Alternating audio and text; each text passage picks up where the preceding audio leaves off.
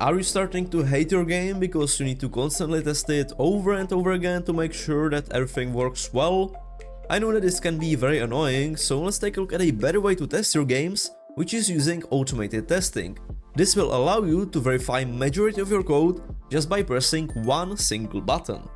Before we start, make sure that you have installed the test framework package, which you can find in the package manager in Unity registry packages. After that, you can go to Window, General, and open the test runner window, where you will be able to run all of the tests. At the top, you can see we have three types of tests, but the main ones are the first two. The edit mode tests are very fast because they don't require the game to run, but they are made for testing mainly plain C# classes, which we don't use so often in game dev. Most of the time we use mono behaviors, so that is why we have the play mode tests, which will run the game, and then we can do really any kind of testing we want. We can test the player movement, we can test attacking the enemies, and so on. And the player tests are essentially the play mode tests, they are just running in an actual build. Let's start with the edit mode tests because they are a bit simpler.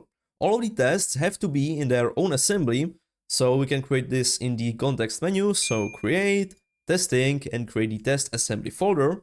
I will call this one edit mode and create another one for the play mode tests.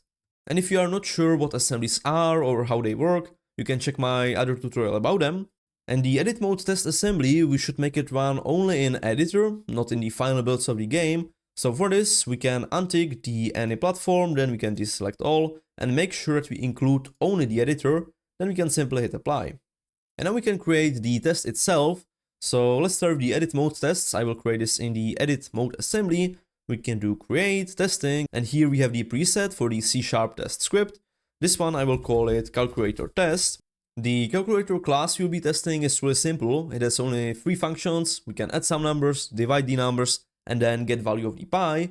So let's take a look at the calculator test itself. You can see there's quite a lot of code already, so let me remove all the comments. There are main two attributes which we'll be using for creating the test functions. We have the test attribute and the UnityTest. The only difference is that the UnityTest attribute allows us to return IEnumerator, which then allows us to wait for some time, skip a frame, and so on. Because now we'll be testing the simple calculator, we don't really need to be waiting for any time, so we can remove this one, and let's only focus on the basic test function. I will start with the general naming conventions you should follow when naming your test functions. So it is made up of three parts. First, we should have the name of the method which is being tested. The second part is the scenario or the condition under which it is being tested, and the third one is the expected behavior when the scenario is invoked. And for the testing code in the function itself, there is one more convention which you should follow, which is the AAA pattern. It means arrange, act, and assert. So again, it is split into three parts. In the first one, we should set up and initialize the object, then we should act, so run some method on the object, and finally we should assert, which means that we are going to validate the end result. In my case, it means that I'm going to create the calculator object, but you can see that the type calculator doesn't exist in this context, and that is because it is part of another assembly. So back in Unity, I suggest that you make one more assembly, which is going to be for your classic scripts. So you can go into the scripting section and then create the assembly definition. And now in the test assembly, so the edit mode and the play mode, we can reference this assembly. So up here in the assembly definitions, you can hit the plus icon and search for the name of your assembly. So this is how the simple code for testing the calculator could look like. You can see this separated into three parts. First we have the arrange, so we are creating the calculator object. Then the second part is act, we are calling the function, passing in some arguments. And finally we are asserting. For this we are using the AAA class, in which we have many functions which we are using just to check whether the values are matching or for something else. This time we are checking if the two values are equal. So adding 10 to 5 should produce 15. And finally we have some message which is going to be shown when those two results don't match. So let's see how this is going to look in Unity. We can go into the test runner. In the edit mode tests, we can see this test we have created. Play mode tests are still empty. So we can see name of the project, then name of the assembly, then name of the script, and finally we have all of the tests inside of the script. Because it is the edit mode test, it will be real simple to run it. Well, actually all of the tests are simple to run, but this is going to be real fast, so we can right click, say run, and we can see it is already verified, the test has passed. And how would it look if the test didn't pass? Well, we can try to pass in another value for the expected, let's say 16. And now when we run it, you can see that it didn't pass. We see the message, adding two numbers didn't produce the expected result. Expected was 16, but was 15. Let's now take a look at how we can test multiple scenarios, because right now this function can test only 10 plus 5. It cannot test anything else. So for this, I'm going to add parameters for the function itself. So when we are calling the function add numbers, we'll instead pass in those two parameters. When we are checking if they are equal, we'll try to add them and compare it with the actual value. And now, instead of using test, we can use the TestCase attribute, which will allow us to pass in the arguments to the function. So this way, it is much easier to pass in as many values as you want. So back in Unity, we have many more tests. We can run all of them and see if they pass. We see that they do. I also want to show you one helper class that Unity provides to us, which is the equality comparer. This time we will be using it for getting value of the pi, and because your app may be using different precision, or you may be working with different libraries where each one of them can return slightly different value for the pi, still it's going to be something around 3.14, but it can be slightly different at the end, so if you would be directly comparing the two values you get, they may not be the same. So in this case, I'm saying that if the value is less or greater by 0.01, it's still going to pass the test. You can see at this time we are using a different function on the assert, because we cannot use the r=, since we wouldn't be able to pass in the equality comparer into that. If you do it without this, then it would have to be exactly 3.14. So if I try it without the equality comparer and I run the test, you will see it's going to fail, because value of the pi is not going to be equal to 3.14, but 3.14 something something. But if we try it with the equality comparer, there's going to be some slight threshold, so it's not going to be so strict. So now, even though the numbers are not exactly the same, the test has passed. And there is one more class that I want to show you. Don't worry, after that we'll get to the play mode tests. I know that you are waiting for this. And the class is LogAssert, which allows us to specify that some kind of log or error is expected, because otherwise if a function throws an error, the test is not going to be marked as succeeded. In this case, it's actually expected for the function to throw an error, because we have the function divide numbers, and when we try to divide by 0, it should log an error.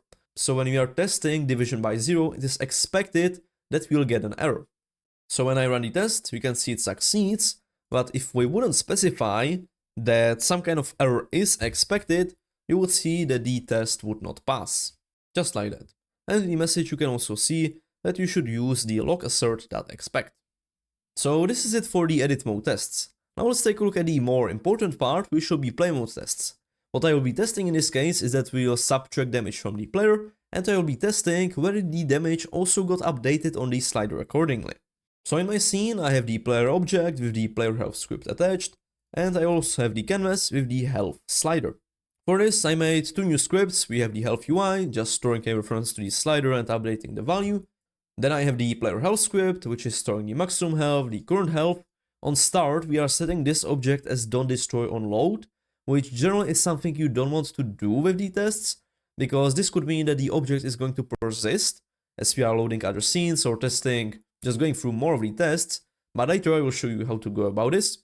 We have the initialize function, which is setting the maximum health, the current health, and finally the receive damage function, which is simply subtracting the damage. Back in Unity, I will create the test script, so this time it's going to be in the play mode assembly. Inside the player damage test script, I've created the function receive damage when called updates health UI, and this is returning iEnumerator because likely we'll need to wait. First we are going to load the scene, then we may need to wait for the UI to update, and so on. So that's also the reason why we are using UnityTest, because it allows us to use iEnumerator. What you could also do for some simpler tests is that you could just instantiate empty game objects and add these scripts to them manually, because when you run the play mode test, it's going to run it in a testing scene, so still you can create objects, add the components, but what I prefer in this case is to just load a scene, so we don't have to set everything up. So I'm using the scene manager to load a scene, then I'm waiting until the active scene is equal to the scene I want to load, and then waiting for 3 seconds just so that we can actually see what is happening, because without this the test would end really fast. Then we can do all of the setup that we need, so I'm searching for the player health component and for the health UI component. Then optionally we can also assert to check if the player health and the health UI is not null, then we are going to run all of the functions that we need. So we are initializing the player health, passing in the maximum health using which we want to be testing it right now, passing in the current health, and we are making the player receive the damage. Then I'm skipping a frame so that the UI has time to update. I am getting the actual value, so getting this from the slider, and again using a simple assert.rEqual to check if the expected is equal to the actual value. And lastly, I'm also destroying the player object after the test is done, because as we set the player to .destroy on load, what could then happen if we had more tests is that the player would stay in the scene, and as we would load more scenes, the player would still be there. I know this test may look a bit more complicated, but you can still separate it into those 3 parts that I was talking about in the AAA pattern, even though here it doesn't look as pretty as it looked in the test we had for the calculator, because that was much simpler, but still, we have some part where we are arranging it, we have all of the setup, then we are asserting, which you can see is in 2 places right now, because it has to be this way, because of the flow of the logic, and we are also acting. You can see that I also added parameters for all the different values which may change in the different tests we have, so we could pass in different maximum health, different current health, to test all of the cases, but unfortunately for the Unity test, there is no attribute like there was the test case for the classic tests, which we have been using for the calculator. So there is one way to go about it. It's not the prettiest, but it surely works. So I took all of the logic from the function we had before into a separate function, which can be private because now it's not going to be accessed in Unity. Still, it has all the parameters, it is enumerator because we need to wait. The logic is still the same, but we will be calling it from the main function. So now as we go back into Unity in the play mode tests, we can see the one test we have here, so we can try to run it, and you will see it's going to take some time because it's actually loading the scene. It should wait for 3 seconds for us so that we can see that something is happening. We can see it subtracted the health, it's running the other test, it should subtract the health once more, and we can see the test has passed. And if we remove the additional waiting we have here for the 3 seconds, you will see it's going to run really quickly. So run it, it's going to take some time to load the scene, but after the scene is loaded, the actual test is going to be really quick. You can see it took really short time. So this way you will be able to test most of the logic in your game in just few seconds without really having to play the game. And there are 2 more attributes I want to show you which will make the code quite a bit prettier and easier to read. First one is the setup and second one is the TearDown. You can use those both with the edit mode and the play mode tests, because there's the classic TearDown and setup attribute which work for voids, and then we have the Unity setup and Unity TearDown which work for enumerators. So in this case I'm using one with enumerator and the second one with void. That's just going to depend on whether you need to wait for some time inside of the function. And these attributes allow us to do pretty much exactly what they say. So the setup function is going to be called before each test, and TearDown function will be called after each test. So in this case what I'm doing is that I'm storing the variables for the player health, the health UI. I'm setting this in the setup part. So here you can see I'm loading the scene, I'm then getting the components, I'm then using them in the test itself, and finally after the test is over I'm destroying the player object so that it doesn't persist when we load more scenes. And as I run the test, you can see it's still going to do the same thing, it's just more separated in the code. What I covered in this video are only the fundamentals of testing, but already with all this knowledge you have, you should be able to test majority of your code without even playing the game. So I really suggest you that you write tests for your games, even if there are some really simple tests, because it's going to help you to catch many bugs and save you a ton of time which you can spend elsewhere. I hope that this video was useful. If you have any questions or suggestions, you can drop them down in the comments. Don't forget to like, subscribe, and I will see you in next videos. Bye!